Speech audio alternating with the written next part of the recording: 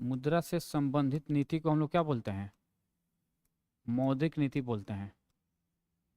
संबंधित नीति को यानी एक्टिविटीज रिलेटेड टू या पॉलिसी रिलेटेड टू मनी।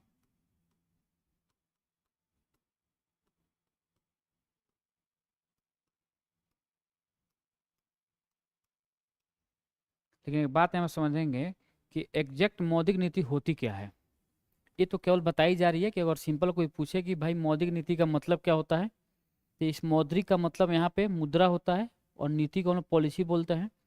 तो मुद्रा से संबंधित नीति को हम लोग मॉनेटरी पॉलिसी कह सकते हैं, ठीक है ना।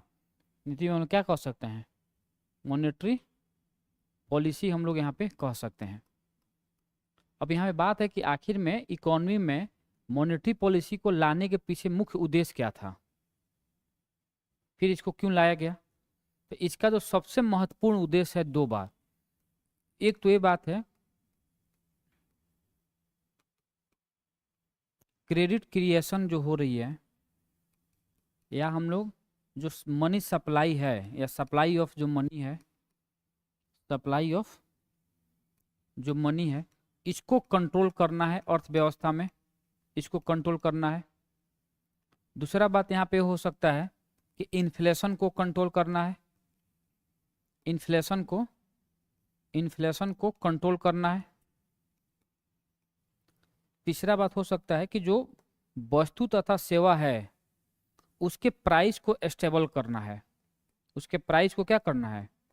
स्टेबल करना है, यानी कीमत में स्थिरता लानी है, कीमत में स्थिरता लानी है। ये सब पॉसिबल कैसे है? ये सब पॉसिबल जो है मॉनेटरी पॉलिसी के द्वारा ही है। यानी अगर तीन चार बात हम बात बोले तो मॉनेटरी पॉलिसी किसके द्वारा लाई जाती है? तो मॉनेटरी पॉलिसी लाई जाती है आरबीआई के द्वारा। और आरबीआई मॉनेटरी पॉलिसी लाकर अर्थव्यवस्था में मनी का सप्लाई करवाती है। कोई दिक्कत? अर्थव्यवस्था में आरबीआई अर्थव्यवस्था में मॉनेटरी पॉलिसी के थ्रू अर्थव्यवस्था में पैसे की सप्लाई करवाती है। सप्लाई का मतलब होता है कि पैसे का फ्लो करवाती है। अगर अर्थव्यवस्था में पैसे का फ्लो ज़्यादा हो जाएगा तो अर्थव्यवस्था में इन्फ्लेशन आ जाएगी, महंगाई आ जाएगी। और अगर फ्लो ऑफ मनी अर्थव्यवस्था में कम हो जाएगा तो अर्थव्यवस्था में रिसेशन आ जाएगा। तो दोनों को बैलेंस करने के लिए इस मॉनेटरी पॉलिसी का प्रयोग किया जाता है। और ये जो पैसे डालने का या निकालने का जो काम आरबीआई करती है, तो ये आरबीआई खुद नहीं करती है, ये बैंकों के थ्रू, बॉन्ड के थ्रू, डिवेंचर के थ्रू, सरकारी प्रतिभूति के थ्रू, बहुत तमाम ऐसे उपकरण है जिसके द्वारा आरबीआई सारा काम करती है। किसी को डाउट कोई? यहाँ पर एक पॉइंट और समझिए, जैसे मान लेते हैं कि यहाँ पे ये आरबीआई हो गई, ठीक है ना, ये आरबीआई हो गई। तो आरबीआई के द्वारा, ये मैं इंडियन इकोनॉमी में बोल रहा हूँ, इंडियन इकोनॉमी है, इंडियन इकोनॉमी में पैसे का फ्लो करवाया जा रहा है, पैसे का फ्लो करवाया जाएगा। तो यहाँ पे थोड़ा ध्यान देने की बात है, जब भी आरबीआई के द्वारा इंडियन इकोनॉमी में पैसे का फ्लो करवाया जाएगा तो उससे दो तीन चीजें उत्पन्न हो सकती है। एक तो हो सकती है कि जो मनी सप्लाई है, जो मनी सप्लाई है वो इकोनॉमी में बढ़ जाएगी, बढ़ जाएगी ना। जब आरबीआई पैसे को डालेगी इंडियन इकोनॉमी में, यानी भारतीय अर्थव्यवस्था में जब पैसे का फ्लो करवाएगी तो मनी सप्लाई बढ़ेगी। जब मनी सप्लाई यहाँ पे बढ़ेगी तो उससे क्या होगा? लोगों के पास पैसे आना शुरू हो जाएगा, आम आदमी के पास पैसे आएंगे। जब पैसे आएंगे लोग अपने पैसे को निवेश करेगा, कहीं ना कहीं निवेश बढ़ेगी, निवेश बढ़ेगी तो लोगों को रोजगार मिलेगा, रोजगार मिलेगा। तो जब रोजगार मिलेगा तो लोगों की आय बढ़ेगी, आय बढ़ेगी। और जब लोगों की आय बढ़ेगी तो लोग क्या करेगा? डिमांड को बढ़ाएंगे। और जब लोग डिमांड बढ़ाएंगे तो ऑटोमेटिक है वस्तुओं तथा सेवाओं की कीमतों में क्या होगी? वृद्धि होगी। और जब वृद्धि होगी तो इसी को तो हम लोग इन्फ्लेशन कहते हैं। यहाँ पे क्या इस बात को समझ पा रहे हैं? यानी जब भी आरबीआई के द्वारा इंडियन इकोनॉमी में पैसे को फ्लो करवाया जाएगा, इंजेक्ट किया जाएगा, तो ये सारे कंडीशन उत्पन्न होंगे। और इसी कंडीशन में अगर एक्सेस सप्लाई हो गया मनी का, तो क्या उत्पन्न होगा, इन्फ्लेशन, अर्थव्यवस्था में इन्फ्लेशन उत्पन्न हो जाएगा। फिर आरबीआई क्या करेगी, फिर से पैसे को सोखने का काम करेगी।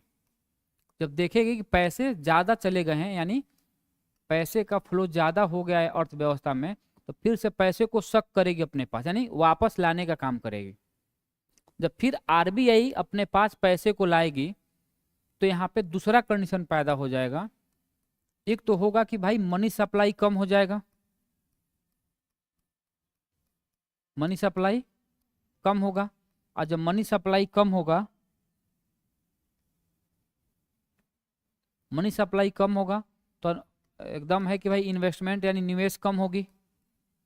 जब निवेश कम होगी तो क्या होगा, बेरोजगारी बढ़ेगी, यानी रोजगार मिलेगी नहीं तो बेरोजगारी बढ़ेगी, बेरोजगारी बढ़ेगी। आय में, लोगों की आय में कमी होगी, यानी सब इसका उल्टा हो जाएगा। आय कम होगी तो लोग क्या करेंगे, मांग कम होगी, और जब मांग कम होगी तो कीमत कम होगी। हो सकता है कि इतना ना पैसा कम हो गया कि यहाँ पर रिसेशन आ जाए, अर्थव्यवस्था में रिसेशन आ सकता है, यानी उसको क्या बोलते हैं हिंदी में, मंदी आ सकती है यहाँ पे। तो यहाँ पे दो कंडीशन, यहाँ पे दो कंडीशन सवाल पूछेगा यहाँ पर कि जब अर्थव्यवस्था में आरबीआई के द्वारा पैसे का फ्लो करवाया जाएगा तो क्रेडिट क्रिएशन पर क्या प्रभाव पड़ेगा। तो जब भी आरबीआई के द्वारा पैसे का फ्लो करवाया जाएगा इंडियन इकोनॉमी में, तो जो क्रेडिट क्रिएशन पर प्रभाव ये पड़ेगा कि क्रेडिट क्रिएशन ज़्यादा होगी, लोगों के पास पैसे इजीली उपलब्ध हो जाएंगे, और जब पैसा इजीली उपलब्ध हो जाएगा तो ये क्या करेगी, अर्थव्यवस्था में इन्फ्लेशन को पैदा करेगी, यानी अर्थव्यवस्था में इन्फ्लेशन आएगा, और फिर से वापस पैसा को आरबीआई अपने पास बुला लेगी, यानी अपने पास लाएगी, तो क्या होगा, बेरोजगारी पैदा होगी, और जब बेरोजगारी पैदा होगा, लोगों के पास पैसे रहेंगे नहीं, तो हो सकता है कि इतना ना पैसा वापस खींच लिया आरबीआई कि हो सकता है कि यहाँ पे अर्थव्यवस्था इन्फ्लेशन के दौर से गुजर रही थी और वहाँ पे अर्थव्यवस्था रिसेशन के दौर से गुजरने लगे। इन दोनों चीज़ों को बैलेंस करने के लिए, इन दोनों चीज़ों को ही बैलेंस करने के लिए आरबीआई करती है मॉनेटरी पॉलिसी का प्रयोग। ठीक है ना, कि भाई जब पैसा जरूरत हो तो पैसा को डाला जाएगा, और जब पैसे की जरूरत ना हो तो पैसे को वापस लिया जाएगा। अब यहाँ पर दो तीन सवाल और यहाँ पे थोड़ा पता करना है। तो क्या आरबीआई अपने हाथ से पैसे को डालती है? तो आरबीआई अपने हाथ से पैसे को इकोनॉमी में डालने का काम नहीं करती है। इसके लिए आरबीआई दो प्रकार के उपकरणों का प्रयोग करती है, टूल्स का प्रयोग करती है, जिसमें पहला जो टूल्स है उसको हम लोग बोलते हैं क्वांटिटेटिव टूल्स, मात्रात्मक उपकरण, और दूसरा बोलते हैं हम लोग क्वालिटेटिव टूल्स, यानी गुणात्मक उपकरण। कोई दिक्कत? और अगर ऐसे सिंपल बात किया जाए तो आरबीआई के पास तो आम आदमी पहुंच नहीं सकता है, तो इसके जगह पर आरबीआई के जगह पर आरबीआई अपने जो बैंकें हैं उस सारे बैंकों से सारा काम करवाती है। यहां तक किसी को डाउट है समझने में? ये मोटा मोटी मौद्रिक नीति है, लेकिन क्या मौद्रिक नीति इतना ही है? इतना ही नहीं है, मौद्रिक नीति बहुत है। अभी तो थोड़ा बहुत कहानी बनाया जा रहा है चीज़ों को समझने के लिए। क्या इतना समझ गए? तो अगर इतना समझ गए तो एक लाइन लिखेंगे इन्फ्लेशन मौद्रिक नीति के संबंध में। अब हम लोग यहाँ पर बात करेंगे, यही बात देखिए मैंने यहाँ पर बताया है। देखिए अब पीडीएफ से क्यों ऐसा किया जा रहा है समझेंगे कि क्लासेस इकोनॉमी में बहुत लंबा क्लास है, समझ में आ रहा है ना। थोड़ा पीडीएफ से हम लोग जल्दी जल्दी चीज़ों को पढ़ेंगे, हाथ से लिख कर पढ़ने में बहुत टाइम लगेगा, फिर मैं समझाऊंगा, फिर मैं बोल कर लिखवाऊँगा। यहाँ पर ये सारा चीज़ आपको मिल जाएगा और अपना इंजॉय करेंगे। देखिए यहाँ पे सारा चीज़ मैंने बताया, वही चीज़ है जो यहाँ पे बताया हूँ मैं।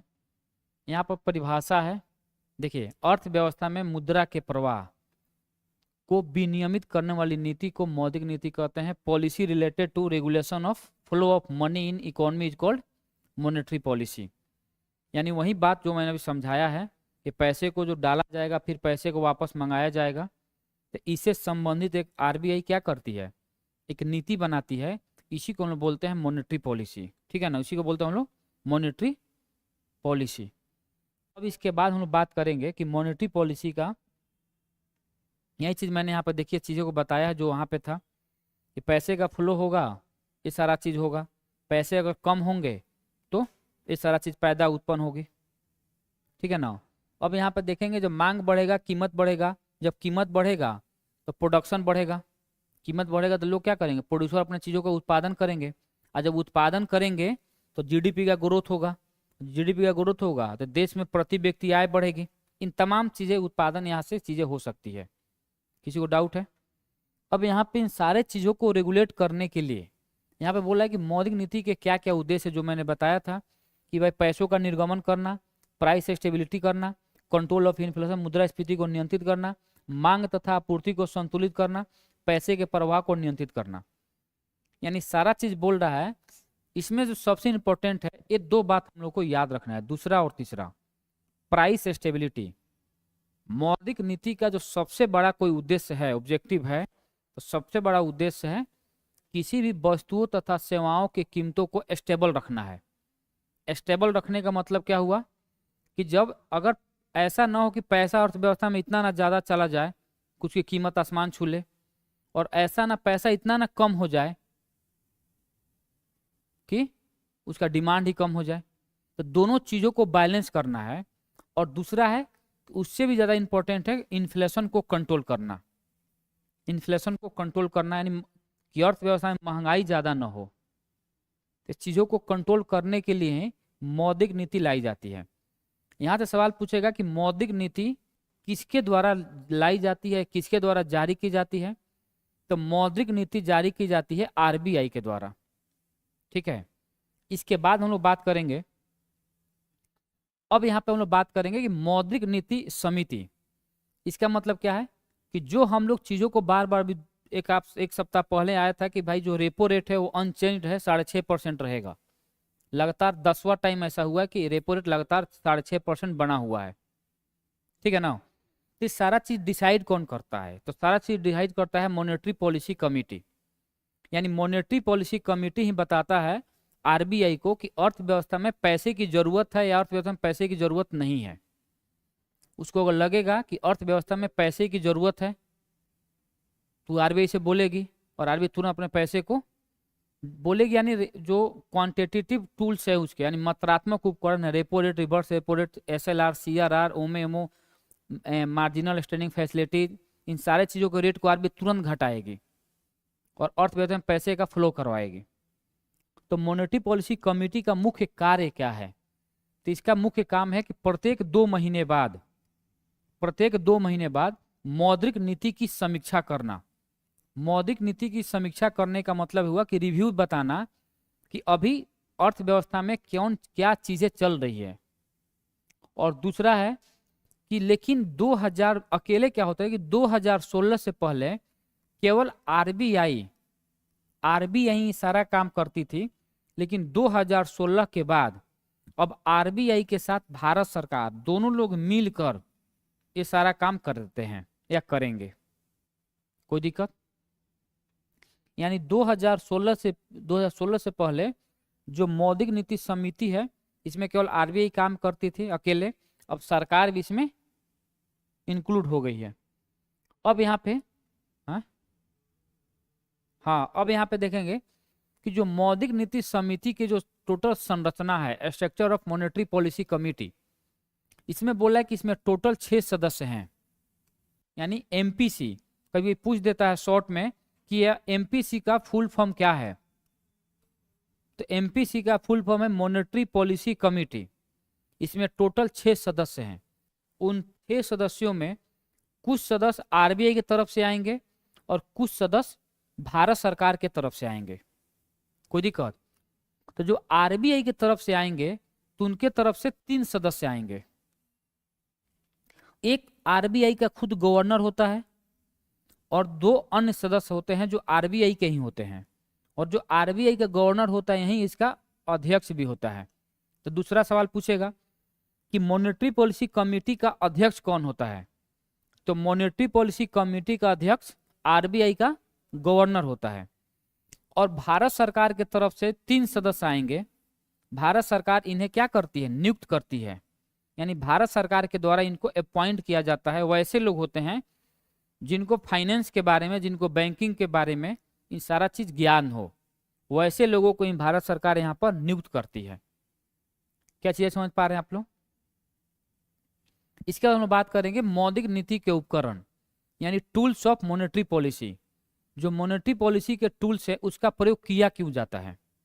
तो इसका प्रयोग सिंपल है कि क्रेडिट क्रिएशन का देखना कि अर्थव्यवस्था में क्या स्थिति है क्रेडिट क्रिएशन का।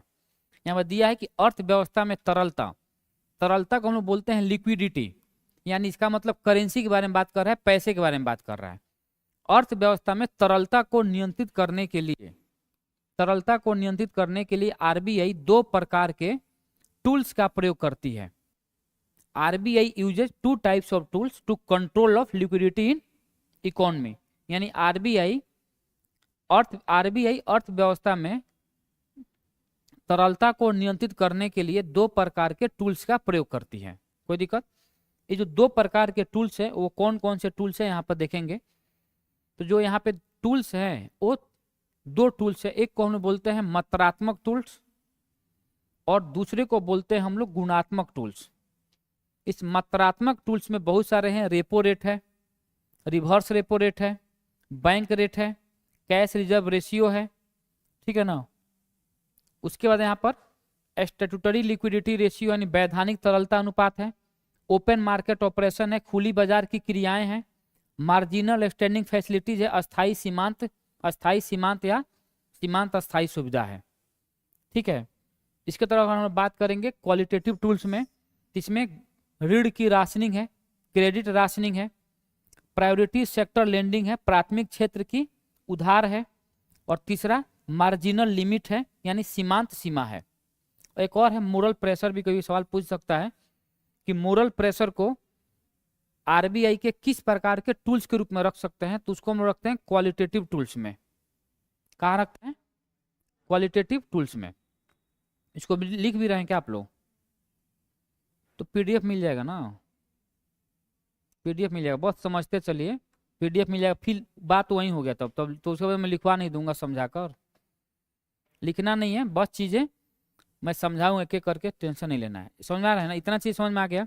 देखिए अब आप लोग सोचेंगे कि एकदम 0 लेवल से ले चलने के लिए तो संभव नहीं है। 10 क्लास में इकोनॉमिक्स पूरा समाप्त करना है, ऐसे ही 4 क्लास हो गया है मेरा लग रहा है। 6 क्लास में निपटा देना है पूरा मुझे, इसलिए बहुत फास्ट चलेगा कहानी। नहीं 10-12 क्लास में कितना, तो कितना चलेगा, पूरा टॉपिक पढ़ाना है ना। 40 दिन 45 दिन के क्लास में आपको सारा चीज पढ़ाना है, history, science, geography, economics, polity, सारा का सारा चीज पढ़ाना है। मेरा तो चले तो मैं तो बढ़वा ही दूं, लेकिन हो सकता है कि बढ़ भी जाए, आप लोगों का कृपा रहा तो। आए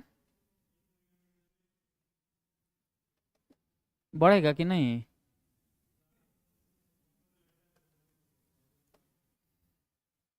देखिए जितना एग्जाम का डेट बढ़ेगा खतरा उतना ही बढ़ता जाएगा, सेटिंग कंटिन्यू होती जाएगी। हाँ तो चुनाव के मद्देनजर से तो होगा, तब तो फरवरी मार्च में एग्जाम होगा।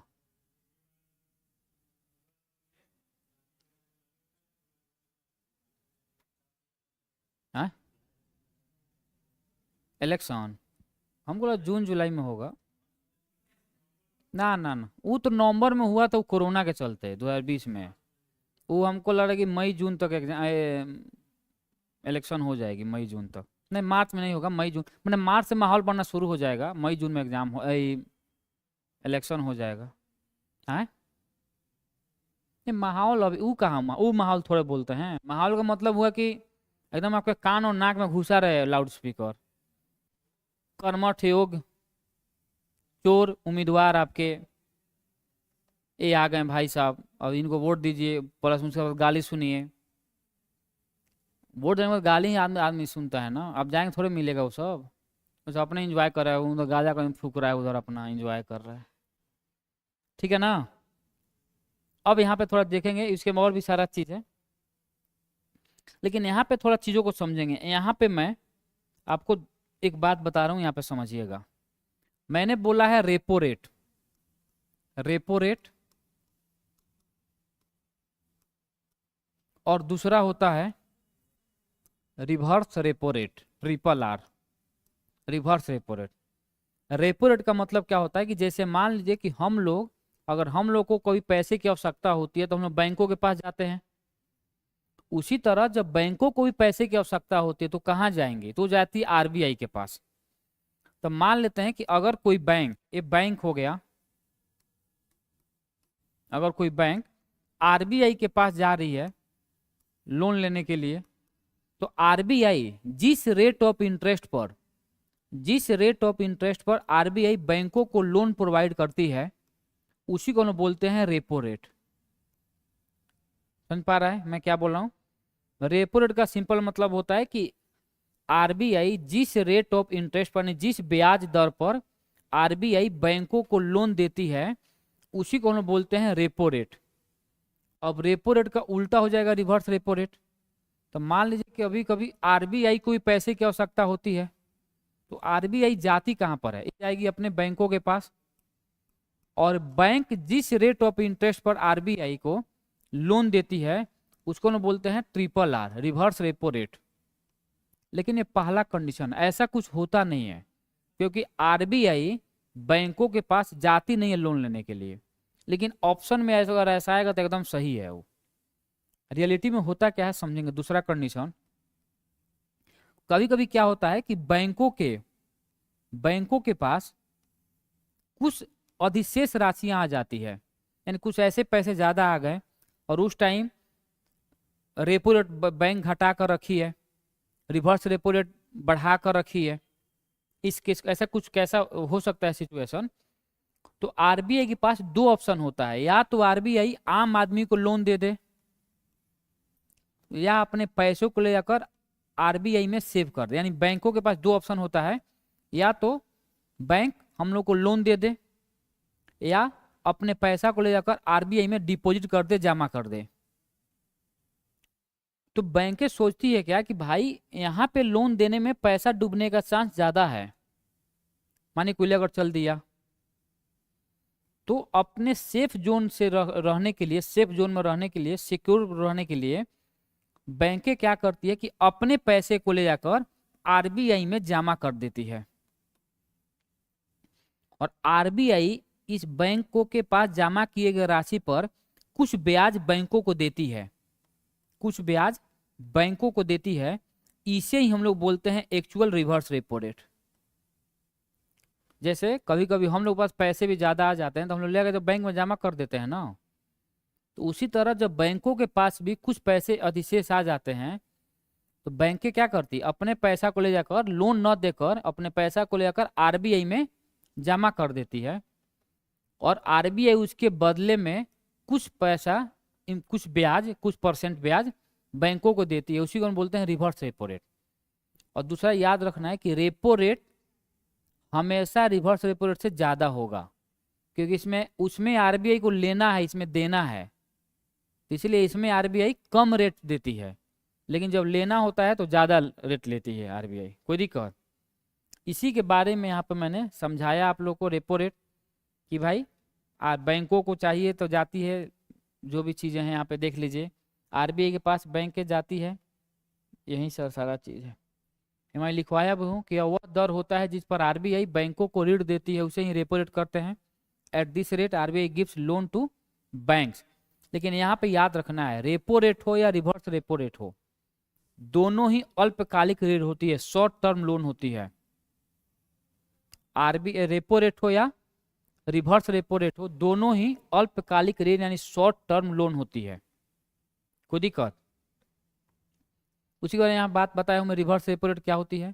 यह वह दर होती है जिस पर बैंक आरबीआई को अल्पकालिक ऋण प्रदान करती है, बैंक आरबीआई को अल्पकालिक ऋण प्रदान करती है, इसी हम लोग क्या बोलते हैं, रिवर्स रेपो रेट बोलते हैं। ये समझ में आ रही है ना? आना भी चाहिए। आइए बैंक रेट, जिस तरह रेपो रेट और रिवर्स रेपो रेट है उसी तरह बैंक रेट, लेकिन अंतर यह है कि रेपो रेट और रिवर्स रेपो रेट के अंतर्गत यह अल्पकालीन ऋण प्रदान की जाती है, लेकिन बैंक रेट के द्वारा, बैंक रेट में आरबीआई लॉन्ग टर्म के लिए लोन प्रदान करती है, यानी क्या बोलेंगे उसको, दीर्घकालीन ऋण प्रदान करती है। इसे हम लोग बैंक रेट कहते हैं। यहाँ पर सिंपल लिखा है कि वह दर होती है जिस पर आरबीआई बैंकों को दीर्घकालीन ऋण प्रदान करती है, इसे हम लोग बैंक रेट कहते हैं। क्या चीज़ समझ में आ गया? अब यहाँ पे दो टर्म है समझना है, कैश रिजर्व रेशियो और स्टैट्यूटरी लिक्विडिटी रेशियो। यहाँ पे थोड़ा समझिएगा। यहाँ पे बात हो रही है कि सीआरआर क्या होता है, और यहाँ पर है कि एसएलआर क्या होता है।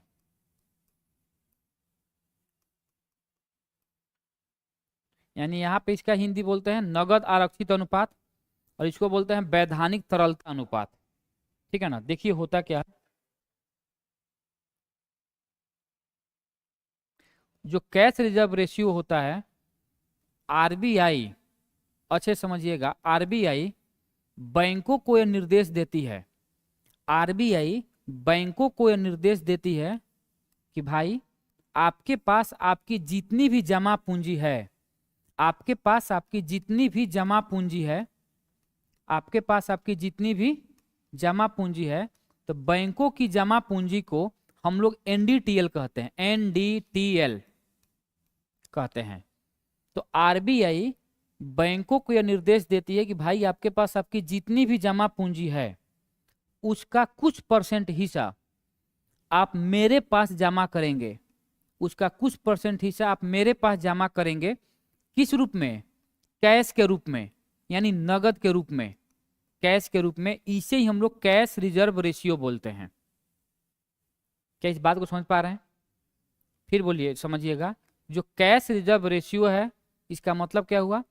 कैश रिजर्व रेशियो का सिंपल मतलब हुआ कि आरबीआई बैंकों को यह निर्देश देती है कि भाई आपके पास आपकी जितनी भी जमा पूंजी है उस सारे जमा पूंजी का कुछ परसेंट हिस्सा, अभी वर्तमान में 4% है, लेकिन हम लोग उस पर बात नहीं कर रहे हैं, केवल हम लोग कॉन्सेप्ट पर ध्यान दे रहे हैं कि उसका कुछ परसेंट हिस्सा आप मेरे पास रखेंगे कैश के रूप में, यानी नगद के रूप में। ठीक है ना? किस रूप में? नगद, नगद के रूप में। अब यहाँ पे बात यह है कि आखिर में आरबीआई ऐसा करवाती क्यों है बैंकों से, कुछ परसेंट हिस्सा आरबीआई अपने पास क्यों रखवाती है? इसके पीछे 3-4 कारण है।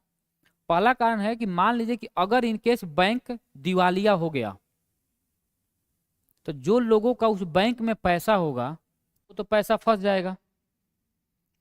तो लोगों का पैसा न फंसे, इसीलिए आरबीआई बोलती है कि भाई आपके पास आपकी जो भी पैसा है आप मेरे पास रख लीजिए।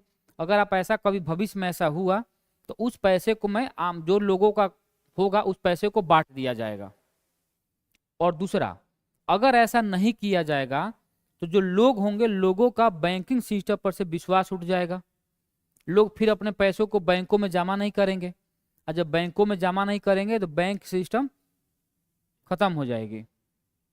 कोई दिक्कत? इसी को बोलते हैं कैश रिजर्व रेशियो। और समझेंगे एक बात, यहाँ पे एक सवाल एक्स्ट्रा पूछता है कि अगर पूछेगा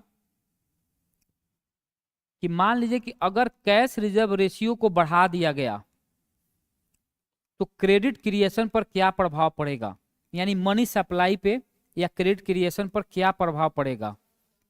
तो समझेंगे, जब भी कैश रिजर्व रेशियो को बढ़ाया जाएगा तो क्रेडिट क्रिएशन कम होगी, और जब कम होगी तो लोगों को लोन कम मिलेगा।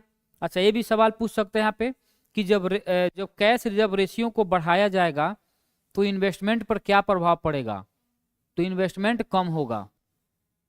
ठीक है ना? इन्फ्लेशन पर क्या प्रभाव पड़ेगा, इन्फ्लेशन कम होगा। समझ रहे हैं ना? तो ये सब सारा चीज बताना नहीं, समझना है सारा चीज। दूसरा आएंगे, अब मैं बात कर रहा हूं जो एसएलआर है, इसमें भी आरबीआई बैंकों को यह निर्देश देती है, बैंकों को यह निर्देश देती है कि भाई आपके पास आपकी जितनी भी जमा पूंजी है, जिसको हम लोग एनडीटीएल कहते हैं, जितनी भी जमा पूंजी हो जिसको हम लोग एनडीटीएल कहते हैं, उसका कुछ परसेंट हिस्सा आप अपने पास रखेंगे, या तो आप पैसे को कैश के रूप में रख सकते हैं, या तो पैसे को आप जी सेक के रूप में यानी गवर्नमेंट सिक्योरिटीज के रूप में रख सकते हैं, सरकारी प्रतिभूति के रूप में रख सकते हैं, या पैसे को आप गोल्ड के रूप में रख सकते हैं। और यह लगभग अभी 18 के आसपास में है।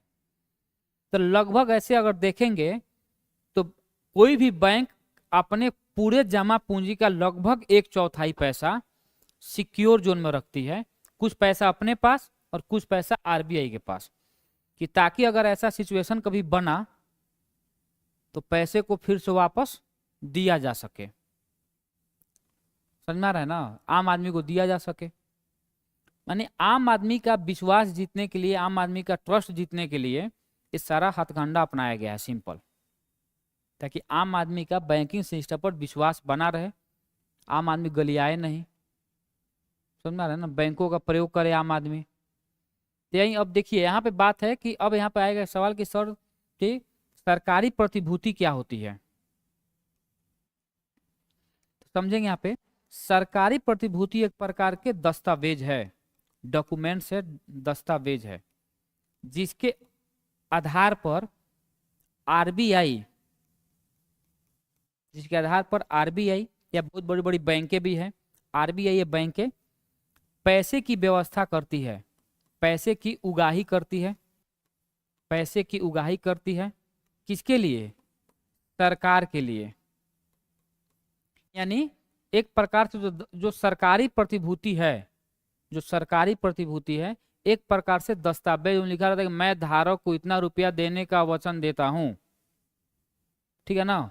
तो सरकारी प्रतिभूति है एक प्रकार से, या दस्तावेज है, और दस्तावेज इसके अनुरूप सरकार आरबीआई क्या करती है, आरबीआई भारत सरकार के प्रतिनिधि के रूप में काम करती है, उसके लिए पैसे की व्यवस्था करवाती है। अगर सरकार के पास कोई पैसे की कमी हो गई तो पैसे की व्यवस्था करवाएगी। अब समझेंगे, यहाँ पे दो सवाल रेज हो सकती है। पहला क्या कि जब अगर पैसे की आवश्यकता होगी आरबीआई को, तो क्या आरबीआई पैसे को छाप भी तो सकती है, पैसे को छाप कर बैंक को, सरकार को दे दे। लेकिन फिर पैसे की छपाई क्यों नहीं की जाती है? पैसे की छपाई का एक कंडीशंस है, वो भी है। और अगर एकदम सिंपल आम भाषा में बात किया जाए तो पैसे की छपाई इसलिए नहीं हो सकती है बार बार, अगर पैसे की छपाई ज्यादा होगी और इकोनॉमी में पैसे का फ्लो ज्यादा होगा तो पैसे की वैल्यू कम हो जाएगी, पैसे का परचेजिंग पावर, क्रय शक्ति जो है पैसे का, वो कम हो जाएगा। ये तमाम ऐसे कारण है जिसके द्वारा आदमी सोच सकता है, समझ रहा है ना। तो सोना नहीं है, इन्हें कि चल दिए मजा आ रहा है बहुत।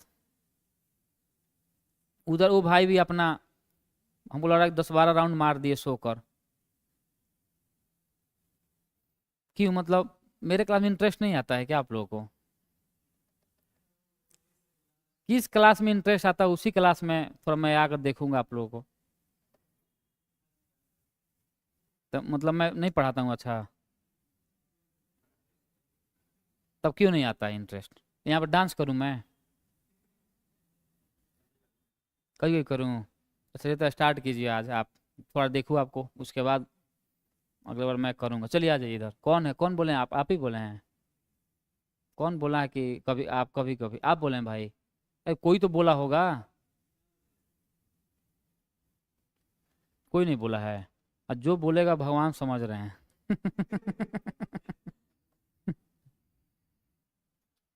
देखिए एक तो इकोनॉमिक्स है, उसमें भी लास्ट क्लास है, तो नींद तो आएगी ही। मैं भी समझ सकता हूँ, लेकिन उसमें आप सोइए चाहे जगिए, उससे मुझे क्या फ़र्क पड़ता है, मैं तो पढ़ाऊँगा ही, कि मुझे तो पैसा चाहिए। अच्छा मुझे भी नींद लग रहा है, ऐसा नहीं कि मुझे नहीं आता है। इसलिए मैं रुक के नहीं, घूम घूम के पढ़ा रहा हूँ। जब मेरा मैं कहीं पीडीएफ से पढ़ाता हूँ ना, तो मुझे घूमना पड़ता है। एक जगह खड़ा होकर बोलूंगा ना ऐसे, तो मैं भी बोलते हुए सो जाता हूँ मैं। ये भी अपना एक टैलेंट है कि ना। मेन बात है आदमी थक जाता है ना। जैसे आप लोग 12 बजे आए होंगे मान लीजिए, मैं सुबह में 8 बजे से रूम से निकला हूँ, 8:30 से। और शाम को 7 बजे पहुंचूंगा। मैंने अभी आज तो थोड़ा पहले पहुंचूंगा, 6 बजे तक, मोटा मोटी 7 बजे तक। समझ में आ रहा है ना? तो मैं लेट से पहुंचूंगा, लगभग 10-11 घंटा बाहर रहता हूँ मैं। हाँ भाई, तो मैं पागल थोड़ी ना हो कि निकल जाऊंगा ऐसे ही। अब पटना में क्या है कि मैं निकल जाऊंगा देखने के लिए? चिड़ियाघर में जानवर जाते हैं कि आदमी जाएगा उसमें? चिड़ियाघर, अरे भाई चिड़ियाघर एक ही दिन जाएगा आदमी ना। अब क्या है तब क्या है उसमें? अरे मेरीन ड्राइव, अरे भाई ठीक है, मान लेते एक दिन सिटी मॉल गया, एक दिन मरीन, मैंने 5 दिन में घूम लूंगा, 10 दिन, उसके बाद फिर से नहीं बोलूँ तो कहाँ जाऊँ, किसको खोजूं मैं? कोई है आपके पास एक्स्ट्रा? तो होगा तो थोड़ा भेजिए एक्स्ट्रा, एक आध महीना के लिए। तो चीज़ें हैं बाकी। अब सुबह में यहीं पे क्लास रहती है, सुबह में 9:30 से 11:15 के आसपास में, तो यहीं पे क्लास होती है। हाँ टीचर वाला। फिर यहाँ से मैं निकलता हूँ, उधर क्लास लगी रहती है 12 बजे, बोरिंग नोट। तो 12 से 2:30 के आसपास में चलता है। फिर आता हूँ मैं, आप लोगों को पढ़ाता हूँ, फिर पढ़ा कर फिर वहीं पे जाना रहता है, फिर 5 बजे से लगती है। सोचो शायद मैंने मैसेज कर दिया आज नहीं आऊँगा मैं, क्या थोड़ा क्या पता कि मुझे भी बहुत नींद लग रही है, तो आज मैं नहीं आऊँगा और जाऊँगा। अच्छा ऐसा नहीं कि जाने के बाद आदमी खाना खा सो जाता है, जाने के बाद मुझे अपना भी पढ़ना पड़ता है। क्या पढ़ना है, क्या पढ़ाना है, कल देखना है ना। और दो दो दो सब्जेक्ट पढ़ाना है, दोनों सब्जेक्ट कोई मिक्स हो गया एक ही जगह तो राज व्यवस्था और अर्थव्यवस्था दोनों मिल गया, डेडली कॉम्बिनेशन है। समझ में आ रहा है ना? एक प्रशासन के बारे में बात कर रहा है, एक राज्य के बीट के बारे में बात कर रहा है, देश के फाइनेंस के बारे में बात, दोनों मिल जाए दिक्कत हो जाएगी। फिर वो पढ़ना है, फिर करंट पढ़ना है अपना, फिर साइंस भी पढ़ना है, एग्जाम आ रही है अपना भी तो पढ़ना है, तो साइंस भी पढ़ना है। मैं 2-2:30 बजे तक पढ़ता हूँ, 2 बजे तक लगभग। फिर मैं सोता हूँ, 7 बजे जग जाता हूँ मैं। मतलब बहुत नहीं होता ये, मतलब ये एक आध महीने बाद मामला नॉर्मल हो जाएगा। एग्जाम खत्म होने के फिर थोड़ा, एग्जाम खत्म फिर पढ़ाई लिखाई बंद एक आध महीना के लिए, कंटिन्यू सुताई उसके बाद। हाँ भाई, नहीं मैं नहीं पढ़ूंगा, डर आप लोगों से है। मेरा मुझे क्या आता है, मुझे तो कुछ नहीं, मैं तो बस यही जानता हूँ इकोनॉमिक्स और पॉलिटी बस। टीचर से ज़्यादा होशियार स्टूडेंट होता है, पता है कि नहीं? क्योंकि टीचर नहीं, टीचर को तो एक ही सब्जेक्ट आता है ना, स्टूडेंट को सारा आता है। लेकिन संयोग से मैं भी स्टूडेंट, मुझे भी एग्जाम देने, मैं भी सब पढ़ता हूँ, तो मुझे तो सब आता है। लेकिन जो मतलब केवल अब पढ़ा रहा है, तो उनसे पूछिएगा। जैसे मेरे एक सीनियर थे, हिस्ट्री पढ़ाते, बहुत तगड़ा हिस्ट्री पढ़ाता है वो, तो उनको हिस्ट्री के अलावा कुछ नहीं आता है। वो हमसे खुद बोलते हैं, हम बोले कि एक दिन कैसे ही मुद्दा पर कुछ बात हो रही, तो मैं बोला कि अरे सर बताओ मतलब ये क्या है। बोला कि सर हिस्ट्री के अलावा कुछ नहीं पूछना है मेरे से। हम बोले कि अच्छी बात है। तो क्योंकि अब वो मतलब अपने एक आ गए हूँ कि अब नहीं, अब हाथ पाँव ज़्यादा नहीं मारना है मुझे। तो चीज़ें ये हैं बाकी। ठीक है, आइए इधर SLR CR करते हैं हम लोग। ये समझ में आ रही है चीज़ें कि CR और SLR होती क्या है। अब इसके बाद यहाँ पे चीज़ों को थोड़ा समझिएगा। यही बात मैंने यहाँ पे बताया भी है, सेम बात मैंने समझाया जो चीज़ों को मैंने बताया है। इसलिए मैं लिख के बता रहा हूँ, कोई कोई टॉपिक ना जो चीज़ें समझ में आएगी, लिखा हुआ बता दूंगा तो चीज़ें नहीं समझ में आएगी। यहाँ पे देखिए लिखा हुआ है कि इसके अंदर अगर बैंकें अपनी कुल जमा पूंजी, जिसको हम लोग NDTL कहते हैं, कि कुछ हिस्सों को RBI के पास नगद के रूप में रखती है। CRR is the minimum amount specified by RBI to maintain by the commercial banks in the form of cash. याद रखना है, CRR में कैश के बारे में बात होता है, और SLR के बारे में बात जो हो रहा है, बोल रहा है कि इसके अंदर बैंक अपनी कुल जमा पूंजी यानी NDTL का कुछ हिस्सा अपने पास या तो नगद के रूप में रखेगी, या तो गोल्ड के रूप में रखेगी, या सरकारी प्रतिभूति जो G-SEC के रूप में रखती है। यानी SLR is the minimum percentage of deposit to maintain banks in the form of either cash, gold और G-SEC। अब ये सारा है ओपन मार्केट ऑपरेशन, समझिएगा। ओपन मार्केट ऑपरेशन का मतलब क्या होता है? जब सरकारी जो प्रतिभूति, जो मैंने अभी बताया है कि सरकारी प्रतिभूति का प्रयोग RBI जनरली सरकार के लिए ज्यादा प्रयोग किया जाता है जब सरकार को पैसे की आवश्यकता होती है। और यहाँ पे बोला है ओपन मार्केट। ओपन मार्केट जब आरबीआई के द्वारा डायरेक्टली प्रत्यक्ष रूप से सरकारी प्रतिभूतियों की क्रय बिक्री की जाती है। Open market, open market RBI दुकान लगा बैठ गई है। ओपन मार्केट का मतलब है कि आरबीआई जनरली अपना काम कर रही है, खुद अपने हाथों से बेच खरीद रही है, तो उसी को बोलते हैं ओपन मार्केट ऑपरेशन। ठीक है ना। तो यहाँ पर दिया गया है कि जब आरबीआई सरकारी प्रतिभूतियों का क्रय विक्रय सेल एंड परचेज खुले बाजार में करती है, उसे को हम लोग ओपन मार्केट ऑपरेशन, खुले बाजार की क्रियाएं उसे कहा जाता है। कोई दिक्कत है समझने में? समझ में आ रहा है ना? हाँ, सरकारी वही तो है सरकारी प्रतिभूति। सरकारी प्रतिभूति आरबीआई ही बेचती है। जैसे ट्रेजरी बिल का नाम सुने होंगे, तो ट्रेजरी बिल भी एक प्रकार से सरकारी प्रतिभूति ही है। हाँ, लेकिन सरकारी प्रतिभूति ट्रेजरी बिल होते हुए भी उसको जारी आरबीआई करती है, और उसमें भी जो लेन देन होता है मिनिमम 91 डेज या 182 डेज या 364 डेज के अंतर्गत वो खरीद बिक्री की जाएगी। एक बार समझिए, अगर मान लीजिए यहाँ पे सवाल पूछ रहा है कि सरकारी प्रतिभूति का प्रयोग क्यों किया जाता है, इसका मुख्य उद्देश्य क्या है, प्रयोग या इसका मुख्य उद्देश्य क्या है, सरकारी प्रतिभूति का उद्देश्य या प्रयोग क्या है, तो इसका भी मुख्य उद्देश्य यही है, इन्फ्लेशन को कंट्रोल करना, कंट्रोल ऑफ इन्फ्लेशन, यानी महंगाई को कंट्रोल करना। कैसे? अब समझ रहे हैं कैसे? जैसे समझिए कि अगर आरबीआई को ऐसा लग रहा है कि भाई अर्थव्यवस्था में पैसे का फ्लो ज्यादा हो गया है, तो repo rate, reverse repo rate भी बढ़ाएगी ही बढ़ाएगी। साथ में आरबीआई क्या करेगी, तुरंत इंपैक्ट डालने के लिए इकोनॉमी में आरबीआई सरकारी प्रतिभूतियों की क्रय विक्रय शुरू कर देगी। यानी क्या करेगी आरबीआई कि ये एक प्रकार से कागज का टुकड़ा होता है, आम आदमी को देगी, बेचेगी कम रेट में कि चलो भाई 100 रुपये का है, 100 रुपये में मैं बेच रही हूँ सरकारी प्रतिभूति, आप लोग खरीदिए। अब आम आदमी उसे खरीदेगा और उसमें बताएगी भाई इतना % ब्याज में 2 महीने या 3 महीने बाद जब पैसा आपका जो मैं दूंगी या फिर आपसे जो अपना संपत्ति लूंगी, तो उसमें मैं अपना कुछ ब्याज लगाकर मैं पैसा दे दूंगी आप लोग को। तो मान लीजिए अगर 100 का अगर आपको 110 मिल रहा है 3 महीने में, तो क्या लॉस है? तो लोग क्या करेंगे, ज्यादा से ज्यादा सरकारी प्रतिभूतियों को खरीद लेंगे अपने पास। जैसे ही लोग सरकारी प्रतिभूति को खरीदेंगे तो लोगों के पास तो पैसा तो चला गया। जब लोगों के पास से पैसे चले जाएंगे तो लोग क्या डिमांड बढ़ा पाएंगे? तो लोग अर्थव्यवस्था में क्या डिमांड बढ़ाएंगे? तो लोग अर्थव्यवस्था में डिमांड नहीं बढ़ाएंगे। जब डिमांड बढ़ेगा ही नहीं तो क्या इन्फ्लेशन बढ़ेगा? क्या कीमत बढ़ेगी? तो जब कीमत नहीं बढ़ेगी और जब कीमत नहीं बढ़ेगी तो क्या इन्फ्लेशन आएगा? नहीं आएगा। तो एक प्रकार से सरकारी प्रतिभूतियों का भी प्रयोग इसलिए किया जाता है ताकि इन्फ्लेशन को कंट्रोल किया जा सके। कोई दिक्कत समझने में? इसीलिए इसका प्रयोग किया जाता है। तो ओपन मार्केट जो ऑपरेशन है, यहाँ पे ध्यान देने की बातें है कि जब आरबीआई के द्वारा सरकारी प्रतिभूति फैसिलिटीज है,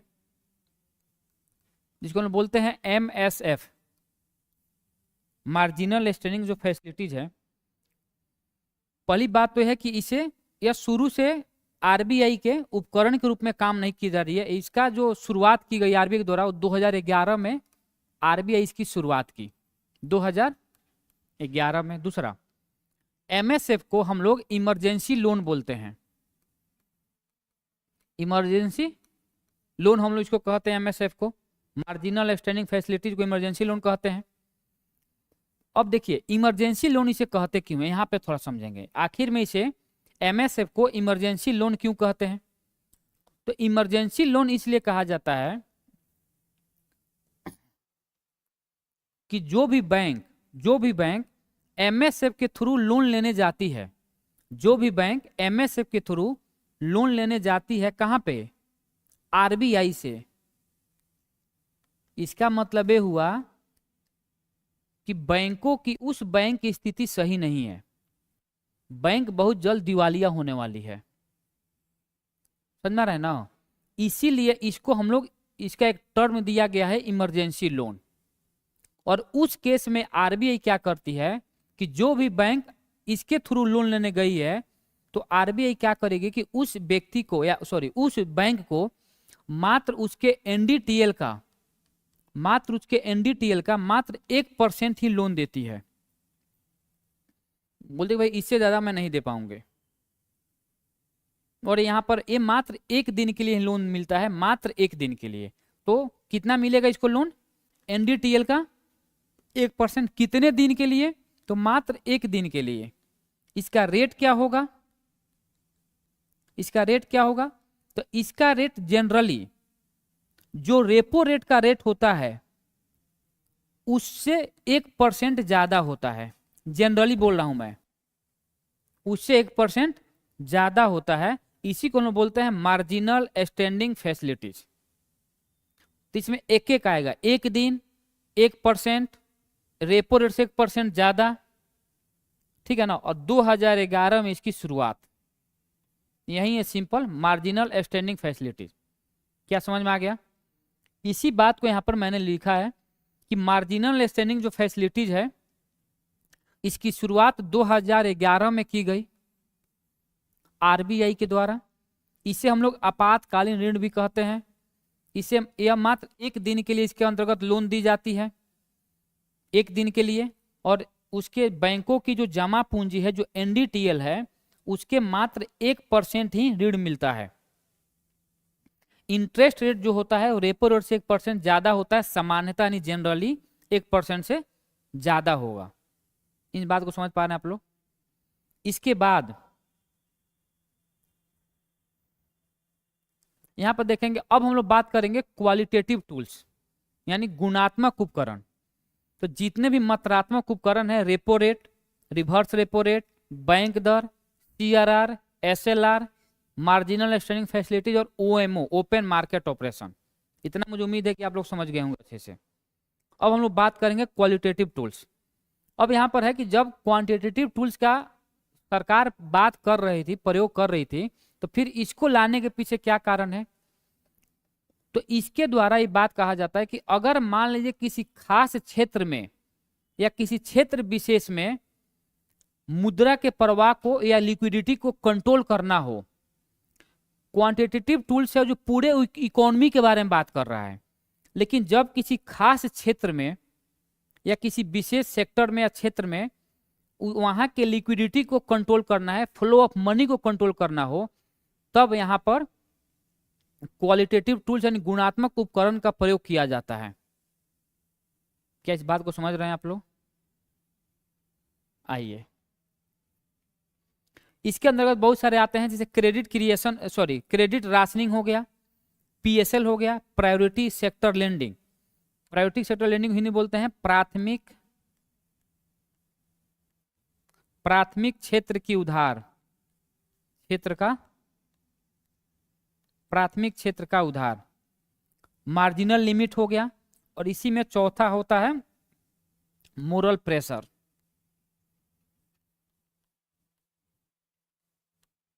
ठीक है, अब यहां पे थोड़ा बात करेंगे क्रेडिट राशनिंग होती क्या है, समझेंगे। क्रेडिट राशनिंग का सिंपल मतलब ये होता है, राशनिंग का मतलब समझ रहे हैं ना, काटना। ऐसे ना, तो भाई सब्जी राशनिंग कर दो, यानी लौका लाए खरीद को काट के इतना बड़ा बड़ा मटन बना दिए, सॉरी मटन नहीं, मतलब सब्जी काट दिए। अच्छा, बकरा बड़ा लाए, बकरा काटे एकदम छोटा छोटा, तो राशनिंग ही हो रही है। आलू को काटे छोटा छोटा, यानी कहने का मतलब ये है, यहाँ पे बात ये कर रहा है कि अब इसका प्रयोग क्यों किया गया, आखिर में क्रेडिट राशनिंग का प्रयोग करने के पीछे कारण क्या है। तो उस कारण को हम लोग यहाँ पे समझेंगे अच्छे से। अब समझेंगे क्रेडिट राशनिंग का प्रयोग करने के पीछे कारण क्या है। तो जैसे मान लीजिए कि ये बैंक हो गया, और बैंकों के पास 2 लोग गए लोन लेने के लिए। एक गया बिजनेसमैन व्यापारी, और एक या तो मान लेते हैं, यहाँ पे मान लेते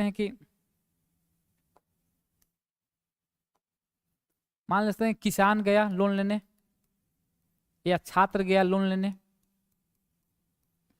तो बैंकें क्या करती थी कि अपने सबसे खास मतलब जो उसके अपने ग्राहक होते थे, विश्वास पात्र ग्राहक जो होते थे, या जिस पे उसको ट्रस्ट है कि भाई ये पैसा मेरा नहीं डुबाएगा, मेरा पैसा या टाइम पर दे देगा, तो वैसे लोगों को बैंकें क्या करती थी, लोन देना प्रेफर करती थी।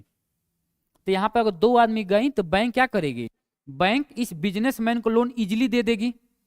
किसान और छात्र को लोन नहीं देती थी बैंक, क्योंकि इनको लगता था कि भाई नौकरी नहीं लगेगा। मान लीजिए, या मान लीजिए किसान का फसल डूब गया, सूख गया, तो पैसा कैसे सधाएंगे लोग। तब आरबीआई देखी, बोली कि भाई ये तो दिक्कत हो जाएगी, क्योंकि बैंक तो केवल बिजनेसमैन और बड़े लोगों से तो चलेगा नहीं, उसमें आम आदमी का भी पार्टिसिपेशन बहुत जरूरी है। तो आरबीआई ने एक रूल लाई, और उसी रूल को हम लोग बोलते हैं क्रेडिट राशनिंग। Credit rationing. और इसके थ्रू आरबीआई बैंकों के लोन देने का एक अपर लिमिट को डिसाइड किया, अधिकतम सीमा को डिसाइड किया, और बोला कि बेटा ठीक है, तुमको जिसको लोन देना है लोन दीजिए, मुझे कोई दिक्कत नहीं है, लेकिन आपको 40% लोन समाज के कमजोर वर्गों को लोन देना होगा। यानी अगर आप 100 रुपया लोन के रूप में दे रहे हैं, तो 60 रुपया आपको जिसको देना है दीजिए, मुझे कोई दिक्कत नहीं है, लेकिन 40 रुपया आपको वीकर सेक्शन ऑफ सोसाइटी, समाज के कमजोर वर्गों को देना होगा, जिसमें किसान हो गए, छात्र हो गए, छोटे मोटे उद्यमी हो गए, कॉटेज इंडस्ट्री वाले हो गए, इन लोगों को लोन देना होगा। तो उसी को बोलते हैं क्रेडिट राशनिंग। और 40% और 60% आपको जिसको देना है दीजिए, कोई दिक्कत नहीं है।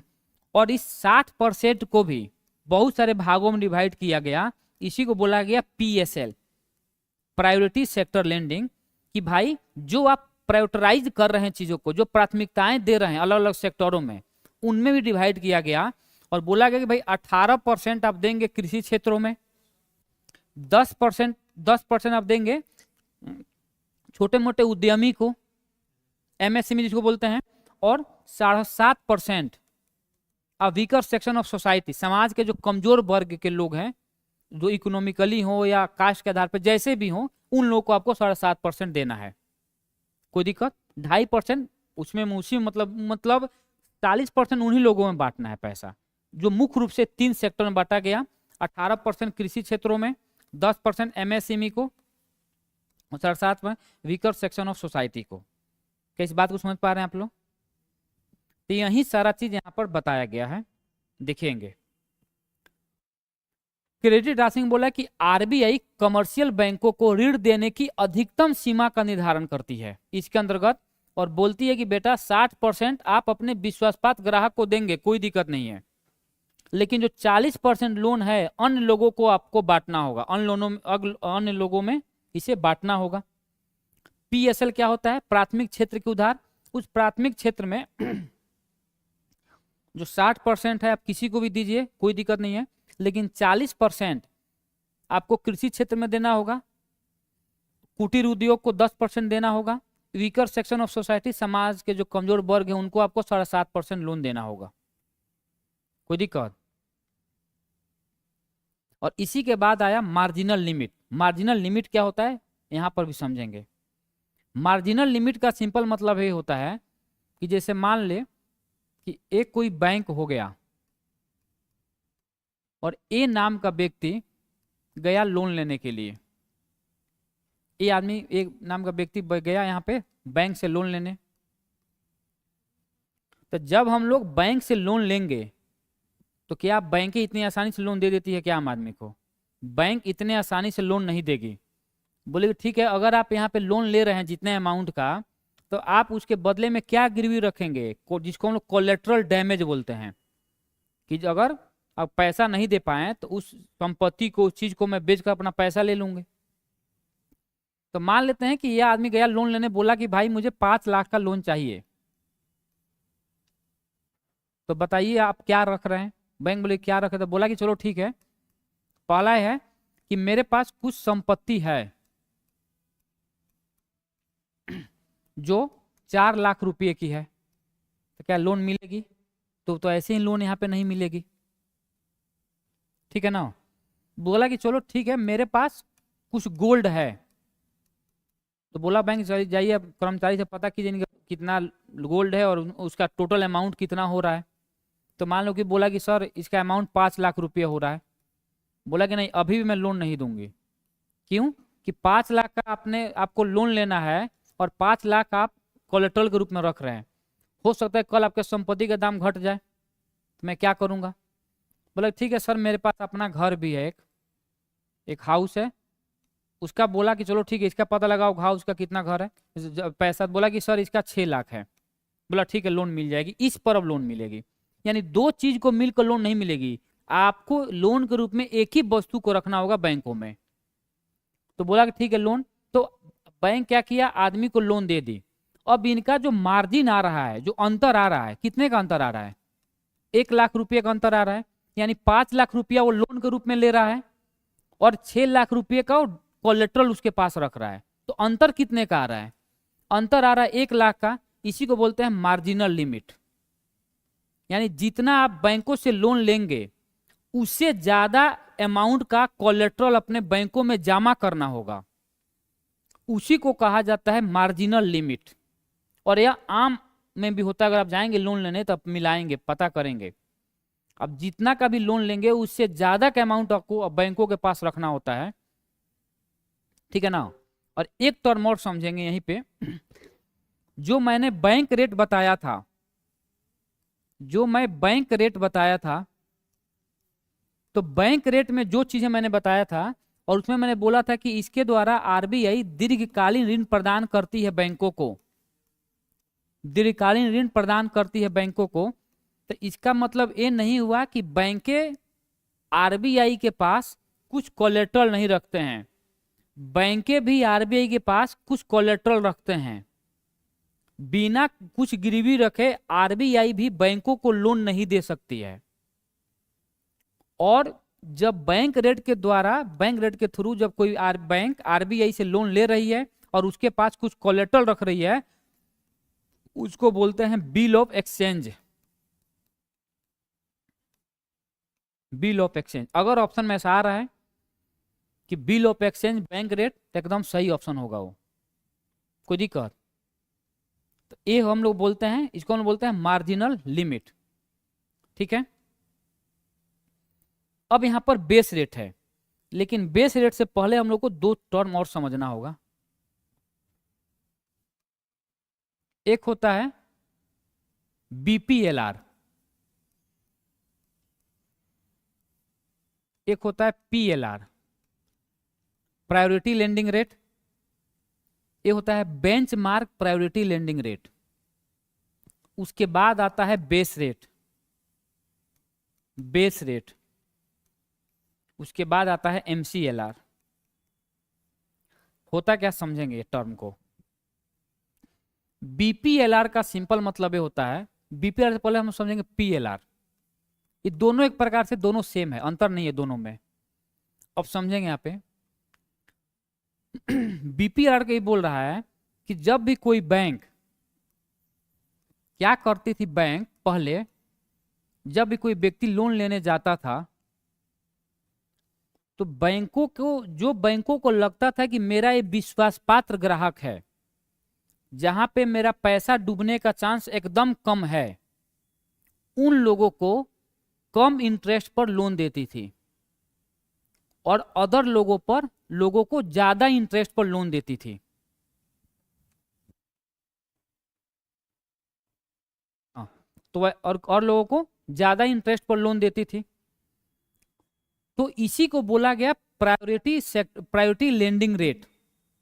प्रायोरिटी लेंडिंग रेट फिर समझिएगा कि इसके थ्रू बैंक क्या करती थी कि जो उसके सबसे विश्वास पात्र ग्राहक हैं उन लोगों को ज्यादा लोन, मतलब कम इंटरेस्ट पर लोन देती थी और अदर आदमी को ज्यादा इंटरेस्ट पर लोन देती थी।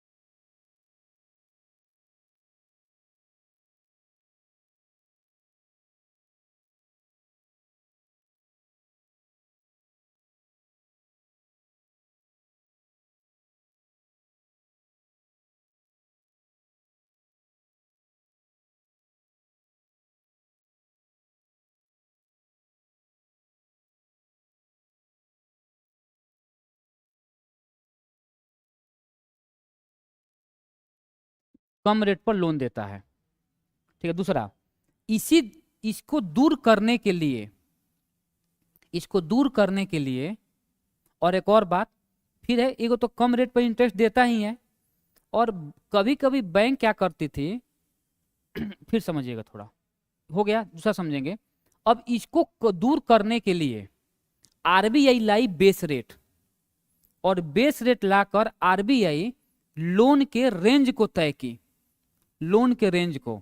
जैसे मान लेते हैं कि आरबीआई ने तय करी कि 7 से 12%, 7 से 12%, यानी आरबीआई ये बता रही है बैंकों से कि बेटा चलो ठीक है, तुम अपने विश्वासपात्र ग्राहकों को दो चाहे किसी को भी दो, इससे मिनिमम 7% से कम पर आप किसी को लोन नहीं दे सकते हो, कोई दिक्कत। और मैक्सिमम आपका जो दुश्मन है उसको भी आप मान लेते हैं कि 12% से ज्यादा आप नहीं दे सकते उसको।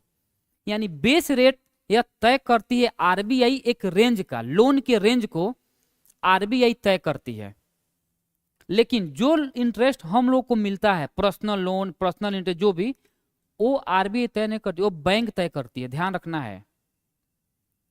बैंक, आरबीआई केवल ये तय करती है, एक रेंज तय करती है, ठीक है ना, एक रेंज तय करेगी कि भाई इतना से कम और इतना से ज्यादा आप किसी को भी लोन नहीं दे सकते हो, समझ में आ रहा है ना। लेकिन जो हम लोग को लोन मिलता है, होम लोन, पर्सनल लोन जा रहा, वो सारे के सारे बैंक तय करते हैं, और बैंक तय करते हैं लेकिन उस रेंज के भीतर ही तय करते हैं, उस रेंज के भीतर ही तय करते हैं, उससे ज्यादा नहीं जा सकता है कोई दिक्कत समझने में। हो गया, आज रहने दीजिए फिर बाकी।